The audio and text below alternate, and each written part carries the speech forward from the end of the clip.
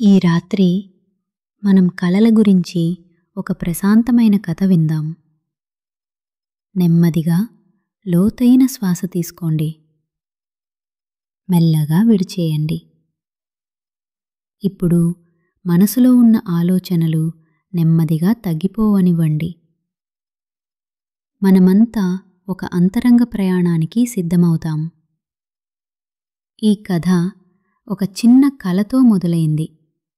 కానీ ఆ కల ఎప్పటికైనా ఆకాశాన్ని తాకింది.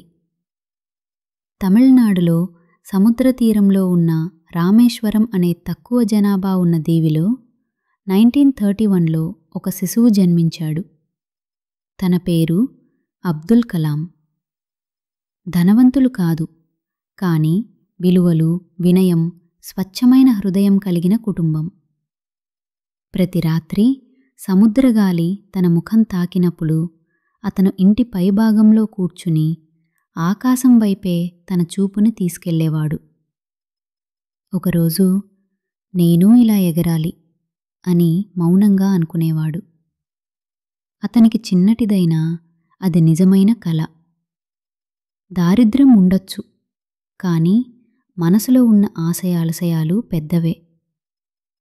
స్కూల్ నుంచి వచ్చాక పేపర్లు అమ్మి ఇంటికి సహాయం చేసేవాడు.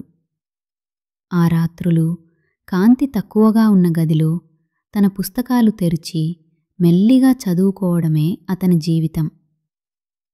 కొన్నిసార్లు అలసట వచ్చేది, కానీ ఆకాశంలో విరాజిల్లుతున్న నక్షత్రాలను చూసి ఒకరోజు నేను రెక్కలు ప్రాప్తి చేసుకుంటా అని చెప్పుకునేవాడు.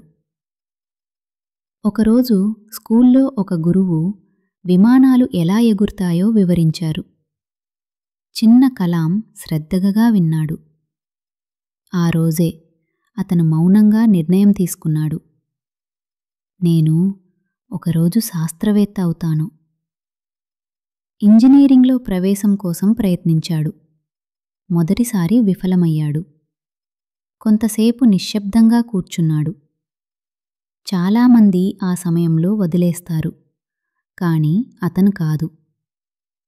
If you fail, never give up. Fail means first attempt in learning. ఆ మాటలు ఈ రాత్రి మన మనసులో కూడా నిలిచిపోనివ్వండి. అతను మళ్ళీ చదివాడు. అంతకంటే ఎక్కువ శ్రమించాడు. ఇస్రోలో అవకాశం వచ్చింది. రాకెట్ ప్రయోగ కార్యక్రమంలో ప్రముఖ పాత్ర పోషించాడు.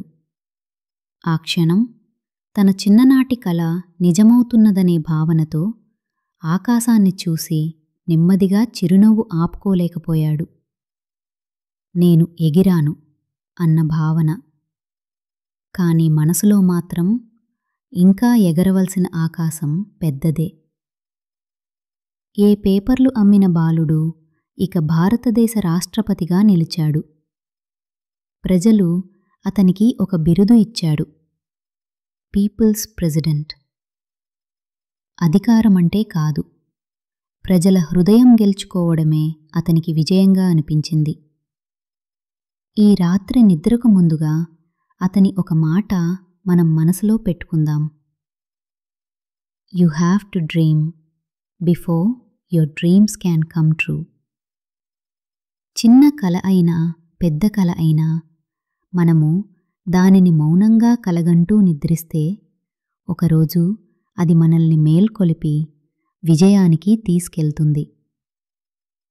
ఇప్పుడు నెమ్మదిగా శ్వాస తీసుకోండి. మీ శరీరం విశ్రాంతి కోరుకుంటోంది. మీ మనసులో ఉన్న ఆ కల నెమ్మదిగా నిద్రలోకి జారుకుంటోంది. ఆ చిన్న బాలుడిలా మనసులో ఒక చిన్న ఆశ పెట్టుకోండి. ఆశతో తలదించుకుని మెల్లిగా కన్నులు మూసుకోండి. శుభరాత్రి. మధురమైన నిద్ర పండాలి. మరి మీ కలలు ఒకరోజు నిజమైలుండాలి.